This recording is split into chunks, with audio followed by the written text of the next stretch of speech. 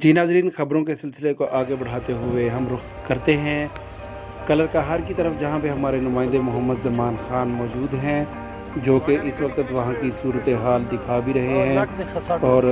यहां पे उन्होंने बताया है कि कोई मोटरवे की इंतज़ामिया जो है उसका कोई ख़ास यहाँ पे इंतज़ाम नहीं है धुंध की वजह से, कि अगर कोई एक्सीडेंट हो जाता है या इस तरह की सूरत हाल है तो उसको कैसे कंट्रोल किया जाए, या कोई ऐसी निशानदही उन्होंने रोड पे नहीं की हुई कि आगे पता चल सके कि धुंध है, धुंध की वजह से ट्रैफिक जो है वो ब्लॉक है। यहाँ पे उनका बताना ये है कि पहले एक बड़ी गाड़ी जो बस है वो एक कार के अंदर लगी, उसके पीछे फिर धुंध होने की वजह से किसी को नज़र लाइटें नहीं आई, तो इस वजह से एक्सीडेंट पे दर पे होते रहे हैं। और यहाँ पे कोई भी जो फौरी तिब्बी है उसका कोई